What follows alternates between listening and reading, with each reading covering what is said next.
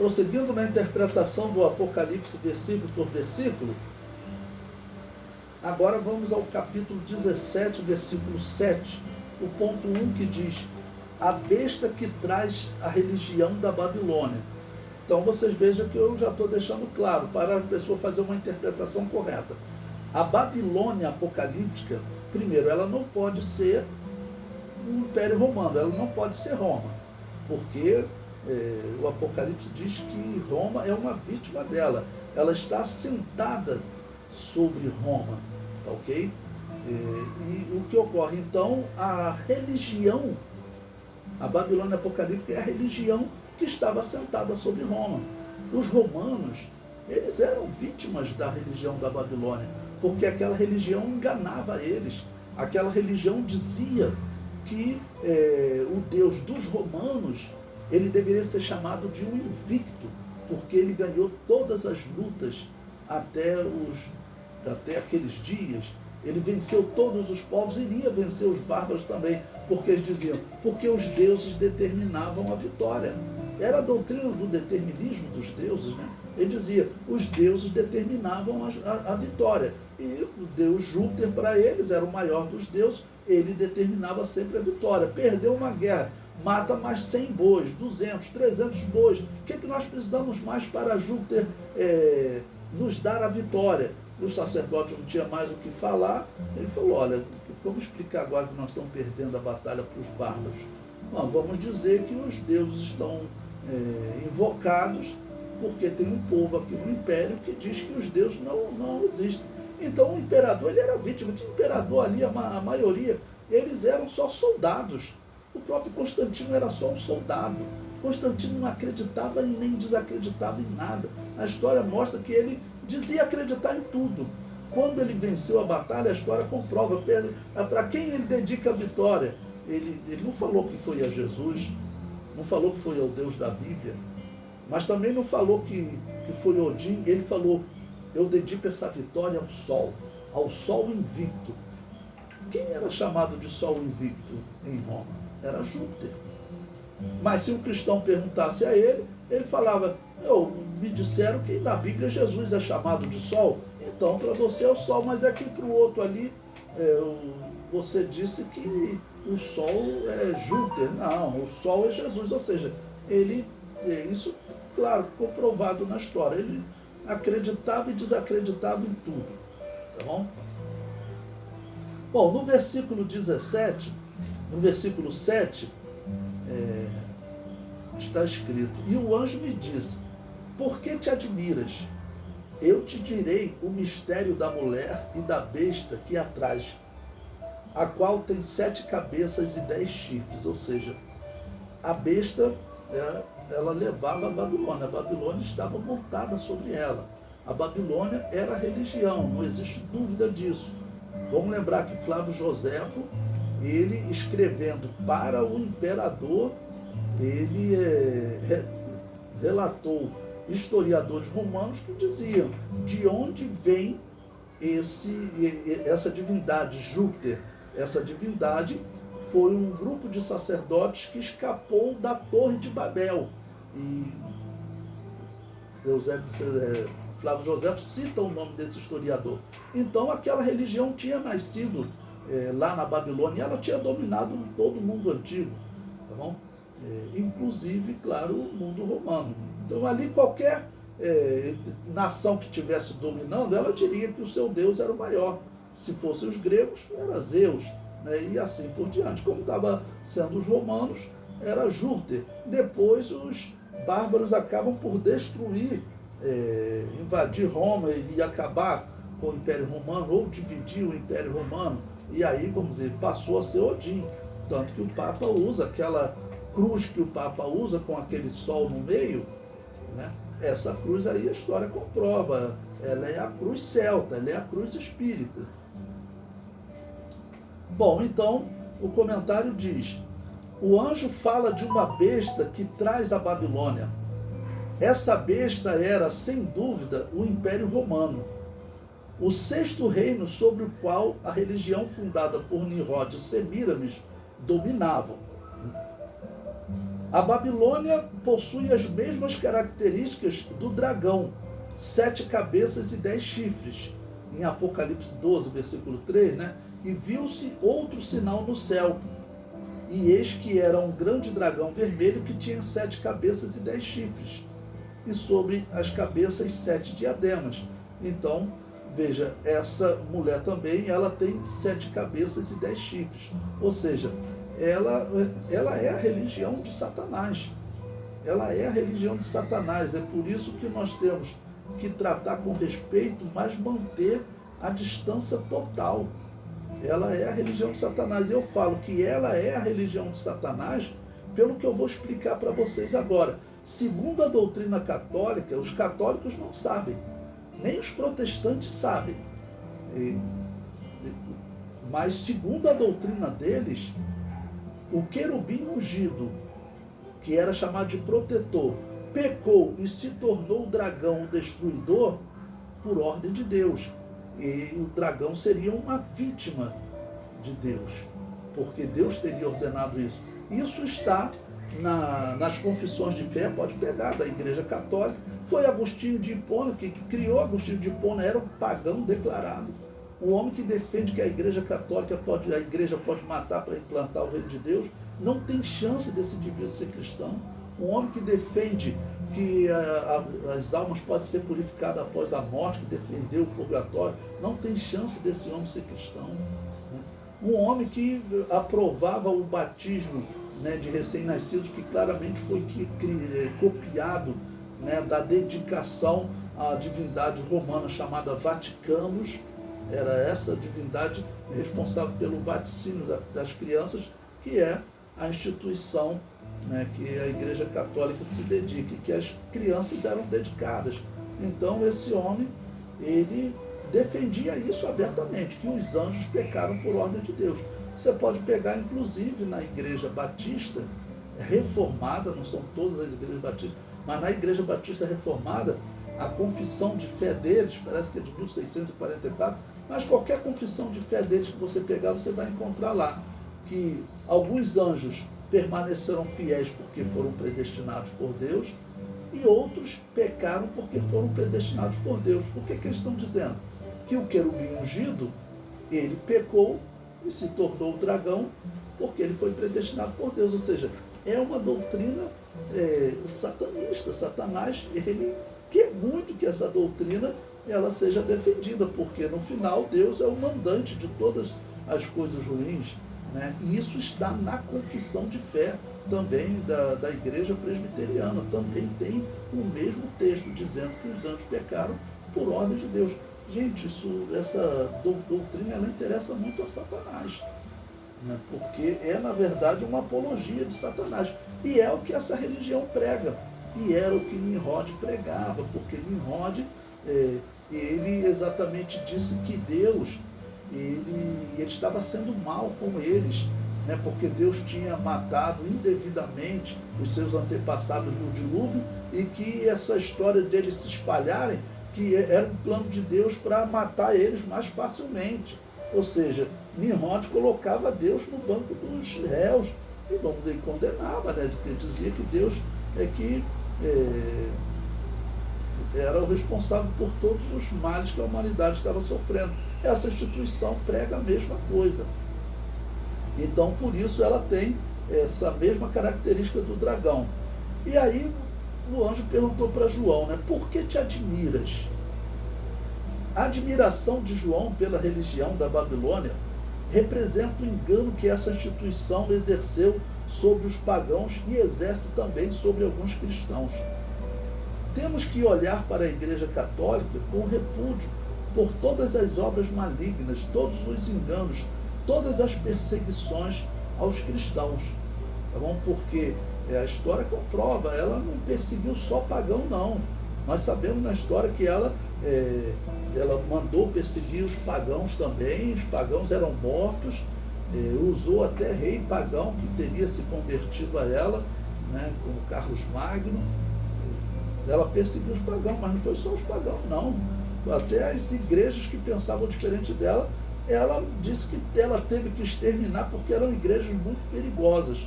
né, tão perigosas que foram exterminadas por ela. O comentário prossegue. Apresento agora um artigo baseado na obra História Criminosa do Cristianismo, né, de uma obra em espanhol, meio complicado esse nome aí, né? Carstens Teschner, deve ser mais ou menos isso. Nunca vi alguém pronunciando esse nome, não sei nem se ele é espanhol, mas a obra existe em espanhol.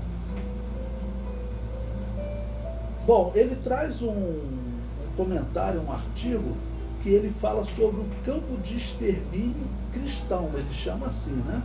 Tá bom? Na verdade, é o campo de extermínio católico, ok? Mas ele chama cristão. De duas cidades, Esquitópolis e Esquitópolis, tá bom? Aí você tem aí também o artigo para você poder ler. Então, o artigo diz: Esquitópolis é a atual cidade de Bet-Shean, na Jordânia Ocidental. O campo de extermínio de Esquitópolis foi um desejo do imperador, ele chama cristão, eu coloco entre colchete, né? Católico. Sempre lembrando, quando você tem entre colchete no meio de uma citação, significa que é um acréscimo, né, do autor, um acréscimo meu. Então eu vou ler assim, ó, o campo de extermínio de Esquitópolis foi um desejo do imperador católico Constanzo. Fala-se aqui naturalmente de Constanzo, filho de Constantino, que tinha aos seus pés o poder personificado por meio de um vasto aparato de polícia secreta, aplicando gratuitamente métodos de terror. No ano 359 d.C., em Esquitópolis, abriu-se um processo contra os seguidores das antigas religiões que consultassem oráculos, ostentassem símbolos religiosos ou tivessem passeado por entre as tumbas durante a noite, né? Ou seja, né, o filho de Constantino, né, isso tudo, né, já com, claro, o acordo desse Papa. Esse Papa, nós veremos até ele que vai defender, assinar o Edito de Tessalônica. Essa mensagem vem do Papa, tá bom? Então aqui ele diz que a Igreja Católica em 359, ou seja, cerca de 40 anos depois, vou botar quase 40 anos depois que Constantino organizou a igreja, ele já perseguia, por exemplo, pagãos, criando campos de extermínio, campo de concentração, campo de extermínio. De modo que, para a tutela dessas investigações, o imperador confiou o cargo a Paulo, cognominado de Tartareus, que era conhecidíssimo pela sua habilidade em tirar proveito das torturas e dos sofrimentos alheios. Então lembre-se, isso aqui é 360 depois de Cristo. E nesse meio aqui, a igreja cristã, principalmente aquela igreja Nova Profecia, que eles chamam de donatistas, porque teve um pastor lá que se chamava Donato, que enfrentou o imperador. Os cristãos já estão sofrendo aqui também. Então o versículo anterior que diz que a Babilônia estava embriagada com o sangue dos santos, né, essa religião, ela teve embriagada durante o Império Romano, porque ela estava sentada sobre o Império Romano. A Bíblia mostra ela sentada sobre a besta, ou seja, ela domina o poder político chamado Império Romano. Ela dominou religiosamente, porque aqueles homens, eles dependiam da religião da Babilônia apocalíptica, da religião criada por Nimrod. Por isso que ela recebe o nome de Babilônia, porque está retratando a religião da história. Segundo Amiano, Constanzo inaugurou na Palestina um verdadeiro e categórico regime de terror. Das fontes, segundo nos consta, e isoladamente literárias, do Dicionário de Antiguidades Clássicas, Garzante, Voz Amiano Marcelino. Esse Paolo parece ser originário da Espanha e talvez católico ariano.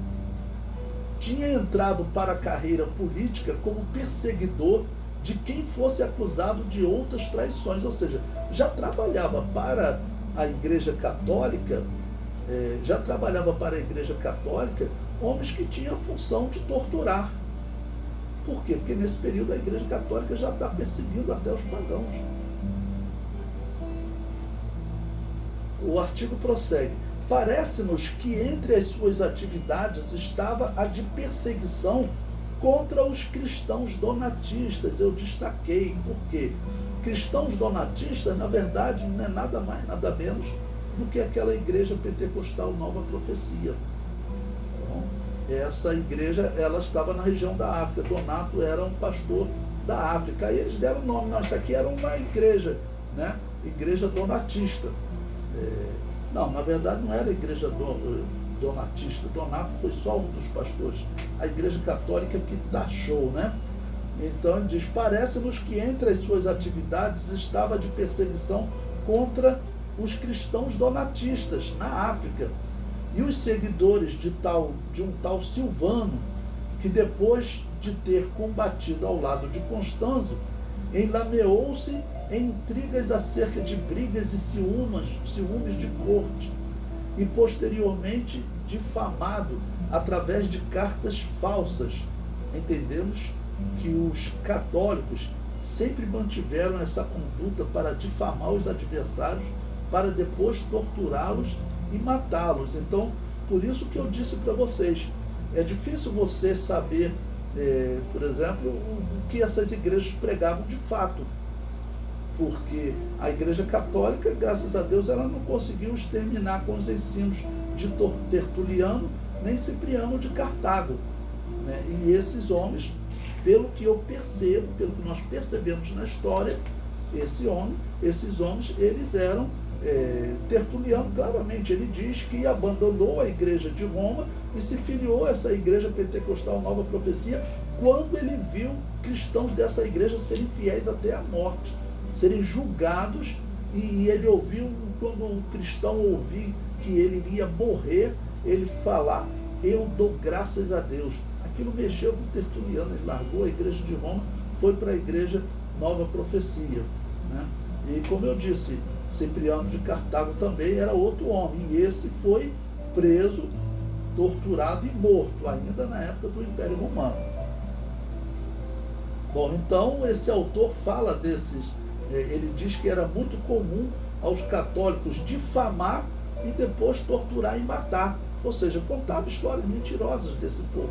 Mesmo assim, Deus não permitiu que Eusébio de Cesareia colocasse uma heresia, eles não conseguiram inventar uma heresia de Montano. Criticaram o fato deles serem pentecostais, acreditarem em línguas estranhas, porque ele fala também, ele usa uma expressão falando de línguas que eles falam, né, baboseiam umas coisas estranhas, algo que não dava para entender, ou seja, com línguas estranhas, né? Então ele critica o fato dessa igreja acreditar nisso. O comentário prossegue.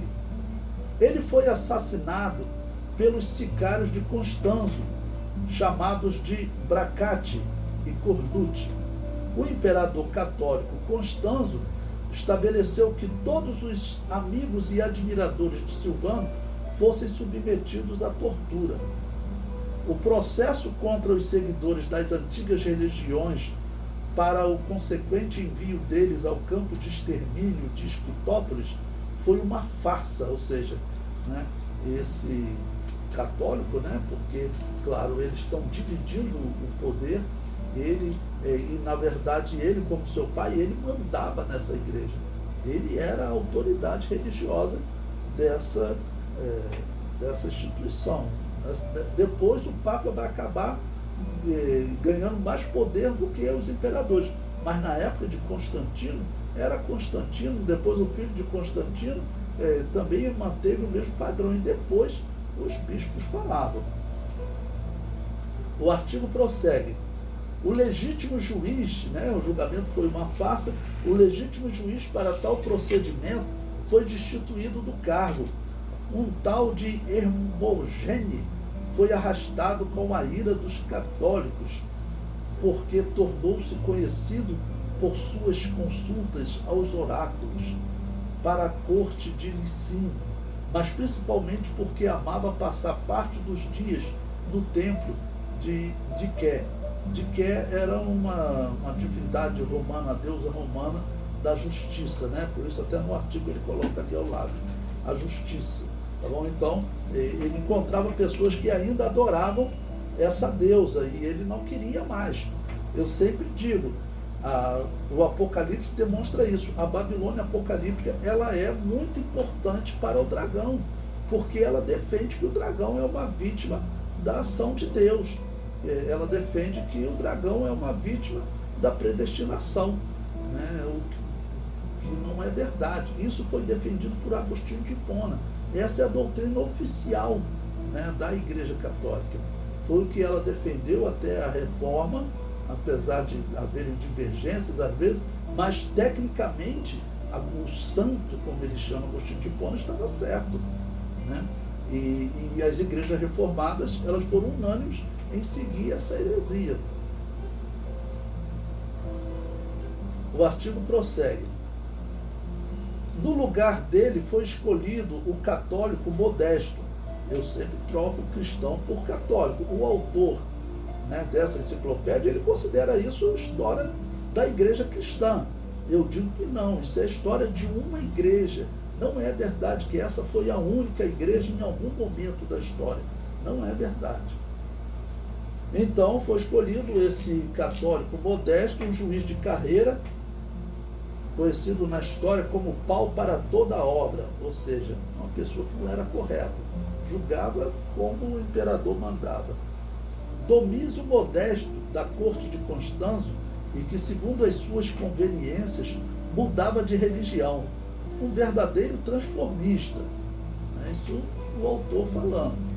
Católico debaixo de Constanzo, porém converteu-se ao paganismo debaixo de Giuliano. Depois teve aquele chamado imperador apóstata, né, que tentou restaurar o paganismo, porque ele viu que isso que era chamado de cristianismo era pior que o paganismo. Ele tentou restaurar o paganismo, mas essa religião já tinha dominado de uma maneira que ele não consegue, ok? Depois da morte de Giuliano, permitiu ser batizado por um católico ariano, que estava a serviço de Valente, um católico ariano, perseguindo com ardor os católicos, entre os quais o padre da igreja Basílio. Ou seja, ele já tinha trabalhado para um ariano que perseguia católico, né? Católico e a heresia de Ário são duas seitas daquela época, e elas se matavam, só que os católicos estavam no poder, ok? E os arianos, vamos dizer, da mesma maneira, tanto que esse historiador diz que os arianos, eles perseguiam os católicos também, né? E torturavam os católicos. Aí, quer dizer, ele chegou em outro local, agora o imperador, o dominador dessa região aqui, ele já não é mais ariano, ele é católico. Eu virei católico de novo. Era assim que ele agia. Com Basílio, depois não lhe faltou manter as relações epistolares. Todo esse transformismo proporcionou-lhe grandes riquezas, ou seja, ele ganhava dinheiro dos católicos, ganhava dinheiro dos arianos. Isso aí está acontecendo ali cerca de 30, 40 anos depois de Constantino, depois que Constantino organizou a Igreja Católica. De maneira que iniciou a sua carreira como pobre, mas encerrou-a sendo um dos maiores proprietários de terra daquela época. Ele trabalhando para a Igreja Católica, ora para a Igreja Católica, ora para os arianos, ele trabalhava ganhando dinheiro de um e de outro. E normalmente nisso que eles faziam, os cristãos presos, né, eles eram mortos e os seus bens eram tomados. O comentário prossegue. Esse personagem não hesitou em fazer massacrar todos os seguidores das antigas religiões, pobres no campo de concentração de Esquitópolis. Nessa conformidade, massacrou-os, inclusive por simples atos totalmente irrelevantes, pelo fato de alguns terem usado um símbolo religioso contra a malária, ao passo que poupou as vidas de seguidores das antigas religiões, ricos ou nobres, né? Ou seja, aqueles pobres que não tinham nenhuma utilidade para eles, né? Os ricos nobres, ele ia ganhar bom dinheiro para esses pagãos continuarem vivendo, né? Sempre na mesma zona, na Palestina, enfureceu-se Galo, primo de Constantino, e fugitivo das carnificinas do ano 337 depois de Cristo. Um católico bom que ameaçava continuamente Juliano, exigindo que ele retornasse ao catolicismo. No ano 351 depois de Cristo, ano da sua investidura a César, transferiu as relíquias de São Basília para o célebre santuário de Apolo em Dânfilo, profanando os lugares de culto das antigas religiões. E já tinham relíquias católicas também, né? Nesse período, eles já estavam guardando relíquias do passado. Para compreender-se como pôde ser construído o campo de extermínio de Esquitópolis, é necessário enquadrá-lo na ocupação do imperador católico Constanzo e na ocupação de destruição sistemática levado a cabo pelos católicos. Um reinado de verídico terror, né? Ou seja, o exemplo que vocês têm aí, aqui considerando 340, 350, considerar o ano 350, aqui eram 30 anos que Constantino, não tinha nem 30 anos que Constantino tinha, tinha 38 anos que Constantino tinha acabado com a perseguição e organizado com aqueles bispos que sobreviveram, né, negando a fé, ter organizado a Igreja Católica. Em 346 depois de Cristo, foi imposto por meio de um edito o fechamento imediato dos templos da cidade, e em 356 o fechamento de todos os templos, sem exceção. Os católicos, os protestantes, eles contam isso aqui como uma grande glória. O historiador católico Daniel Rupes, na sua enciclopédia, né, sobre a história da igreja, quando chega esse período, ele diz que é o período da vitória do cristianismo. O cristianismo, não existe nenhuma profecia do cristianismo vencendo através da opressão, através da guerra, através da força, não. Não existe nenhuma profecia falando disso, mas eles tratam como a vitória, né? Agora os cristãos não são mais perseguidos, eles perseguem, é o momento da vitória dos cristãos, né? Não existiu vitória dos cristãos. Com Constantino não houve vitória dos cristãos. Com Constantino houve a organização, né, de uma instituição político-religiosa que vai herdar a religião que estava assentada sobre o Império Romano, tanto que essa religião vai continuar assentada. Hoje essa religião, ela está assentada ainda sobre o mundo. Pelo Apocalipse, aqui está descrevendo a grande tribulação, ela deverá ser destruída em algum momento na segunda metade da grande tribulação. Parece que até a primeira metade da grande tribulação ela ainda tem uma utilidade.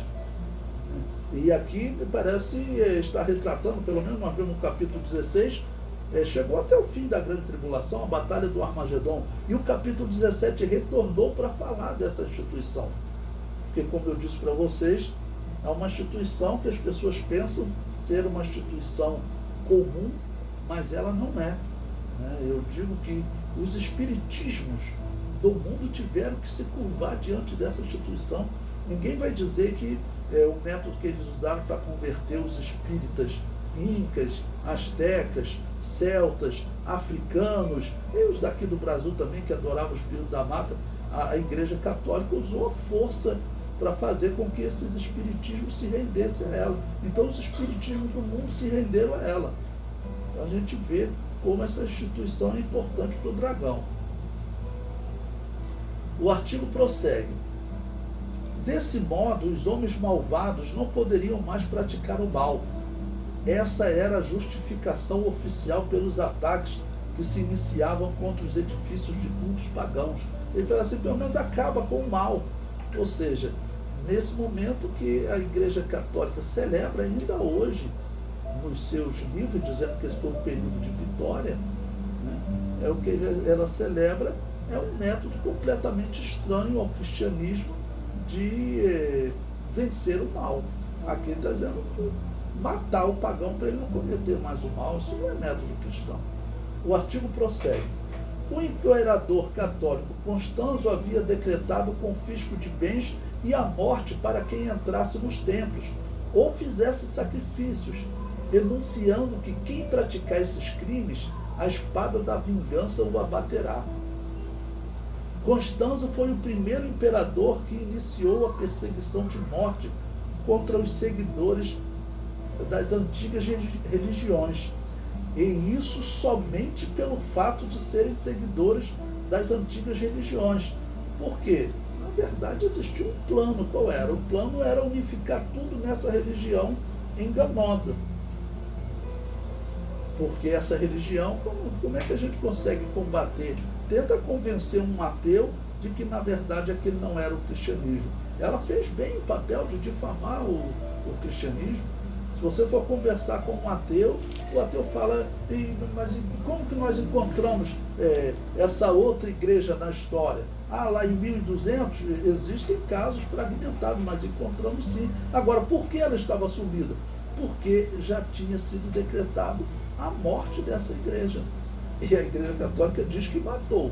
No 7º século da era cristã, Daniel Rupes, esse historiador católico, diz que a Igreja Católica teve a sua vitória final. Ela conseguiu acabar com todo esse grupo que eles chamam de Anabatista, Igreja Nova Profecia, Donatista, vai dando nomes, rotulando essas igrejas, né? O artigo prossegue. Libânio escreve a respeito de Constanzo, herdou do seu pai a centelha do mal, e dessa centelha fez arder um grande incêndio, saqueando as riquezas dos deuses, destruindo os templos e ignorando os preceitos divinos. Porque o pai dele, né, ele, como eu disse, ele acreditava em tudo e não acreditava em nada, né? E diz a história que provavelmente ele teria sido influenciado pela sua mãe, né, a aceitar, acabar com a perseguição ao cristianismo. Já o filho dele, ele viu uma oportunidade, porque, claro, os templos, né, os deuses pagãos, eles tinham as suas riquezas, porque eram muitas ofertas.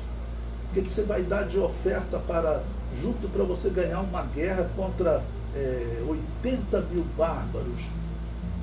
Então, dava lá 1 milhão de cabeças de boi para ser morto. Claro que aquilo não era morto, aquilo era tudo, uma grande parte, provavelmente não seriam mortos.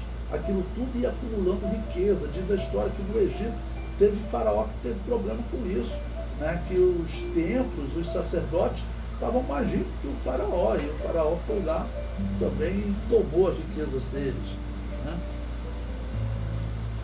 Bom, ele prossegue. Em 358, o imperador ameaçou com punição de tortura também os homens do seu círculo, que desfrutavam de uma posição privilegiada, nos casos de eles recorrerem a adivinhos ou a magos. Se o culpado negasse, a pena a ser infligida deveria ser particularmente cruel. De fato, a vítima era punida com um instrumento de tortura em forma de um cavalo de madeira, onde existiam garras de ferro que lhe rasgava as carnes do corpo. Ou seja, o indivíduo, vamos dizer, ele voltou para o catolicismo, né? Ele voltou para o catolicismo, ele estava servindo aos deuses pagãos, ok? Mas foi descoberto e não, voltei a ser cristão. Mesmo assim, torturar ele com essas garras de ferro que rasgava a carne do corpo. Suplícios e tormentos que estavam de acordo com a ideia de fé do soberano, a mesma das numerosas gerações de católicos. A sinceridade das suas convicções religiosas escapa de qualquer dúvida. A fé católica para Constâncio não era uma fórmula vazia, mas era uma norma de vida que agredia não somente a esfera da moral e da religião, mas a totalidade da pessoa do imperador. Ou seja, ele estava usando isso também porque tinha muito dinheiro para ele poder capturar daqueles templos e dos pagãos. Os pagãos agora perdiam os bens, então, vamos dizer, o dragão estava praticamente bola cheia. Os pagãos continuavam perdendo os bens e dando dinheiro para o império. E agora ele tinha um pseudo-cristianismo, né, que apoiava toda essa matança. Tanto que serão assinados documentos, até o Edito de Tessalônica, proibindo definitivamente, não pode ter nenhuma igreja. E depois Agostinho de Hipona diz, a igreja católica pode matar para implantar o Deus de Deus. Bom, o comentário prossegue. Os católicos ocuparam-se de violar altares em templos pagãos. Cirilo, em Heliópolis, torna-se famoso pelas suas destruições e pelo seu ódio. O sacerdote Marco, na Síria, fez com que fosse destruído um santuário. Depois disso, Juliano encolerizou-se. Os católicos na Capadócia demoliram o templo de Zeus e de Apolo. Né? É sabido que havia ouro nesses templos. Né? Diz que a estátua de Zeus tinha muito ouro. Está esse templo todo abaixo. Em Alexandria, no Egito, o católico Geórgios destrói um grande número de santuários. Constantemente, os católicos roubavam as armas e uns se puseram contra os outros. Uma onda de ferozes destruições ergueu-se por ordens do imperador Constâncio, desencadeando-se por todo o império. Ou seja, na verdade, esses católicos estão destruindo os templos pagãos, eles estão saqueando os templos pagãos. A religião da Babilônia foi organizada, né, com essa aparência, e o que eles fizeram? Eles roubaram o ouro todo do mundo pagão, tanto que ela foi destruída, nós vimos nos tópicos anteriores, com um cálice de ouro. Ela era muito rica. E eu li também um tópico para vocês falando, especialistas que dizem, não há como calcular a riqueza da Igreja Católica. E tanto que eu disse para vocês, provavelmente a besta, né, que sobe do mar, liderada pelo anticristo, vai destruí-la, porque é o que nós veremos, a besta vai destruí-la, porque ela já não tinha mais, já não terá mais, num determinado momento da grande tribulação, nenhuma função religiosa. A religião dela não vai enganar mais ninguém, vai ter deixado de existir como religião. Ok? Então, por que a besta ataca ela? Porque ali tem riqueza, né? O Banco do Vaticano é um dos mais ricos do mundo, tem ouro em tudo quanto é lugar. E o mundo está entrando numa pobreza tremenda. Essa guerra que está ocorrendo entre a Rússia e a Ucrânia, ela, tudo indica, é preparada pelo anticristo, pelo espírito do anticristo, vamos assim dizer, e não é impossível que o anticristo já esteja por trás dessa guerra, para tornar o mundo um caos. Quando a igreja for arrebatada, o mundo vai estar um caos e as pessoas já em tanta dificuldade que uma das coisas que ele vai é conseguir ocultar o arrebatamento da igreja, né? É bem provável que as pessoas que ficam aqui na grande tribulação, elas não vão nem tomar conhecimento da igreja arrebatada, porque essa igreja também, a descrição bíblica é que ela é muito pequena, porque a grande característica da igreja, chamada de Laodiceia, é uma igreja que ela não é arrebatada, ela é vomitada. Então a verdadeira igreja vai ser uma igreja pequena. O artigo prossegue. A violência foi enormemente contra o sentimento religioso. Amblógio, por desprezar o sentimento religioso, o antigo escreve: portanto, também a nossa fé é a colheita do ano. A graça da igreja é a arrecadação dos méritos em virtude da qual, viçosa nos santos desde a origem do mundo, mas nos últimos tempos difundiu-se entre os povos, porque todos compreenderam que a fé em Cristo não é penetrada por almas incompetentes, porque não há vitória verdadeira sem adversário. Mas depois de ter esmagado a crença que antes predominava por justiça, escolheu-se pela verdadeira. Ou seja, ela destrói as crenças existentes, né, e diz, eu sou a verdadeira. Esse não é o método profetizado na Bíblia, né, que a Igreja de Jesus faria isso. Pelo contrário, profetizado é que ela seria perseguida até os últimos dias. E ainda, se os velhos rituais caminhavam bem, por que a Roma de sempre entregou-se a rituais estrangeiros, ou seja, ao ritual com aparência cristã, né? No entender dele, por que Roma mudou para o ritual cristão? Deixemos de lado a terra pavimentada por um preço caro e os casebres campestres reluzentes de ouro pervertido. Mas, para responder ponto por ponto às lamentações deles, pois acolheram os ídolos das cidades conquistadas e os deuses vencidos e os rituais estrangeiros, diligentes, imitadores de uma superstição exótica. Tem uma pergunta, né? De onde colheram o culto a Cibele, que lava a sua carruagem nas águas do Almone, símbolo de outro rio? De onde os padres frígios e as divindades odiadas pelos romanos da Cartago inimiga? Aquele numen que os africanos adoram como sendo celeste e os persas como Mitra, os demais adoram-no como Vênus. O nome é diferente, mas a divindade é a mesma. Assim acreditaram que a Vitória fosse uma deusa, que certamente é um dom, não uma potência. Doa-se, não se controla. Graças às legiões, não ao poder das religiões. É, portanto, uma grande deusa aquela que é devida aos soldados numerosos, ou a foi doada pelo resultado das batalhas.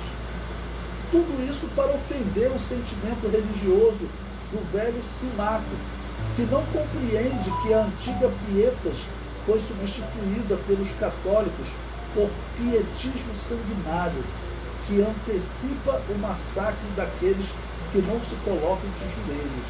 Então, esse aí, o historiador, ele reclamando poucas décadas depois da organização da Igreja Católica. E ele descreve mesmo que, vamos dizer, aqueles deuses, eles foram vítimas, né, dos católicos, porque os católicos realmente partiram saqueando e destruindo tudo, né, principalmente porque eles queriam as riquezas. Gregórios escreve a história de Roma na Idade Média, volume 1, da editora, aí, ele diz: em Roma, os católicos triunfaram ao ponto de Serena, esposa de Estimicune, entrar ao templo de Rea, apanhar do pescoço da deusa a sua preciosa joia e atá-la em seu pescoço. Ou seja, como eu estou dizendo, os católicos eles estão saqueando os pagãos. Aí tinha essa deusa, né, que esse historiador fala, que ela tinha um cordão, né, de joias, né, certamente muito valioso, pertencia à deusa. Aí essa católica, né, foi lá, tirou o cordão e já botou no pescoço dela. Então, entender por que eles estão acabando com os deuses pagãos. Não é que essa instituição, vamos dizer, esses cristãos realmente tivessem deixado de acreditar nisso. Não. Tudo indica que era a possibilidade de um grande saque, porque os templos pagãos eles tinham muito dinheiro, todo mundo trazia muita oferta. E de repente o Império Romano ele viu a oportunidade, eu preciso de dinheiro para as guerras. Né? Então, não houve nada de conversão de Constantino. Isso a história já provou, os historiadores falam. Tá bom? Então era para os historiadores ateus também, que dizem que Constantino nunca se converteu, que a história comprova isso, eles perceberem que, na verdade, então ele organizou foi outra instituição para ele. Aquela igreja cristã que era perseguida, continuou sendo perseguida.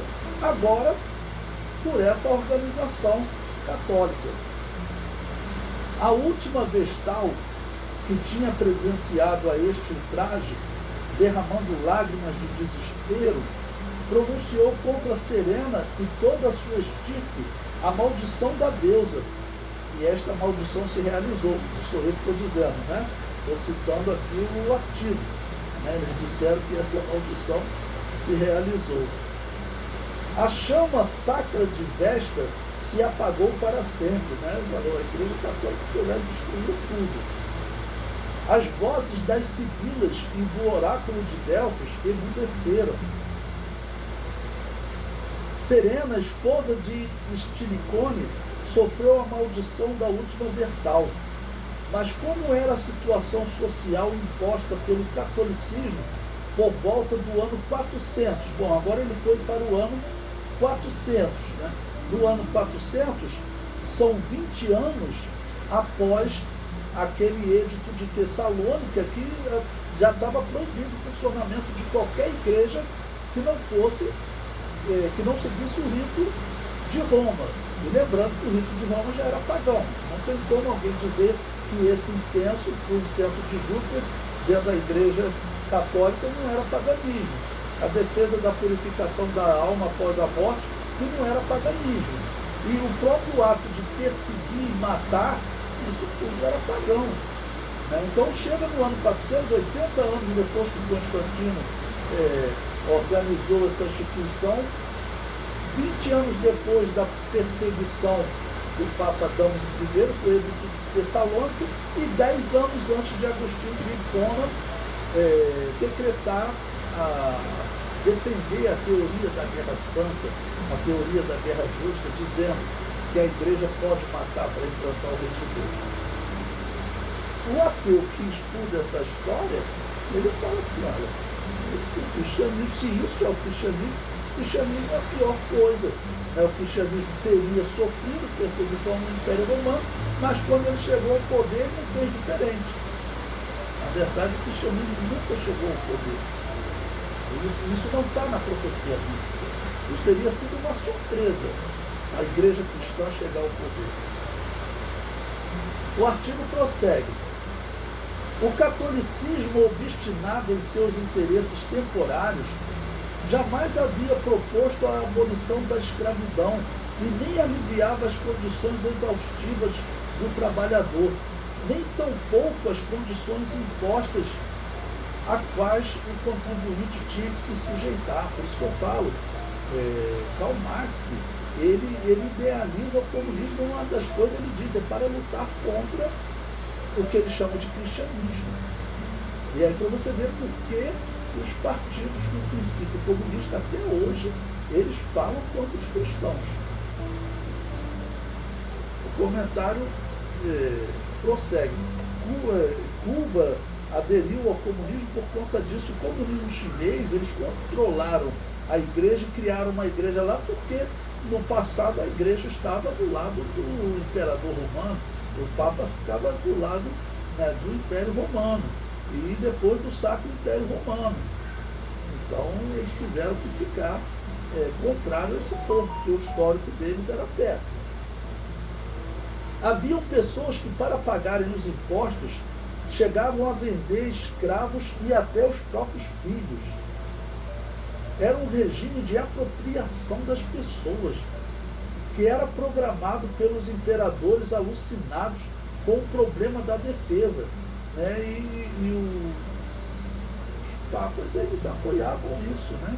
Porque eles também queriam dinheiro, eles estavam vendendo perdão e eles apoiavam os imperadores nessa luta, porque aqui ainda é o ano 400, lá no ano 700 o Papa vai chegar à conclusão que ele tem que conquistar o mundo bárbaro e ele, né, convence Carlos Magno a fazer guerra contra as tribos bárbaras, né, e matar quem não aceitasse o batismo católico.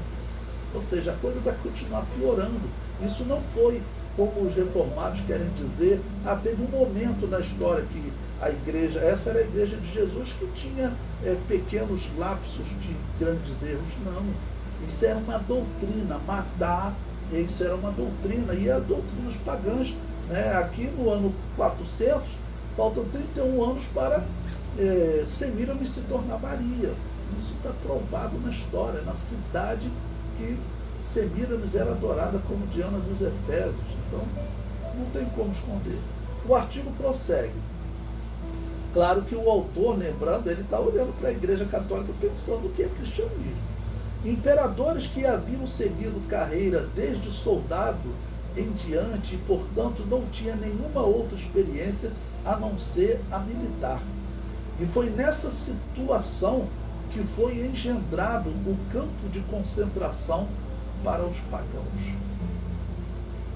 Penas atrozes estavam previstas para os hereges, pagãos, desertores, os fugitivos de impostos, apóstatas, os considerados bandidos, adúlteros, sedutores. A tortura era praxe normal. Então, aqui entre os hereges, aqui estamos dizendo pagãos, os adoradores dos deuses pagãos, morriam. Mas quem são os hereges? São os cristãos desses grupos que chamavam de Donatista, Nova Profecias, davam diversos nomes, né? Mas eles perseguem, dizem que teria conseguido exterminar, aqui está no ano 400, perto do ano 700, mais ou menos, eles teriam conseguido exterminar essas igrejas perigosas, como dizia o catolicismo. Não temos notícia do número de pessoas que foram exterminadas no campo de extermínio de Esquitópolis. O que sabemos é que numa situação desse tipo, pela lógica, foram inúmeras as pessoas torturadas e exterminadas. Esse extermínio de seres humanos constitui o conceito fundamental da Bíblia dos católicos, que teve em Esquitópolis, e é uma execução que continuará nos séculos vindouros. Ou seja, ele acredita que, ele mostra que depois desse campo de concentração, isso permaneceu. Foi normal na Igreja Católica. Então você está aqui, 80 anos depois de Constantino, não tem condições de dizer que isso é a Igreja de Jesus. Ou você diz que a Igreja de Jesus deixou de existir, tá bom? Ou você diz que essa era uma igreja pagã, que inclusive está perseguindo a Igreja de Jesus, que não tinha autorização para funcionar. E essa descrição que eu fiz agora é o que a história comprova.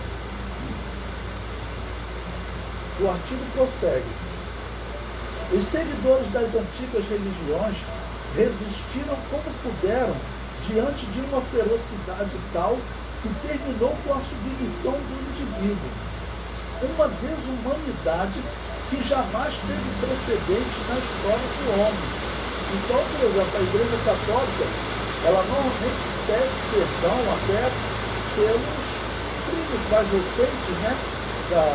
Porque aí chegou um período da Inquisição, criado para perseguir aquela igreja anabatista das montanhas da França. Quando chega nesse período, já existe algum documento, mas nesse período aqui não fazia nenhum documento, nada.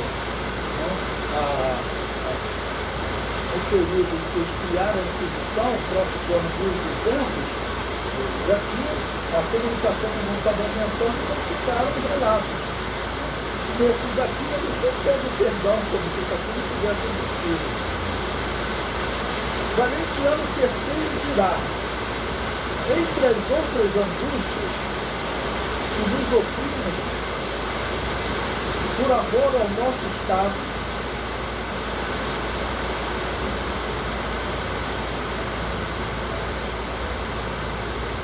eu vou dar uma parada aqui e nós continuamos. Espera aí.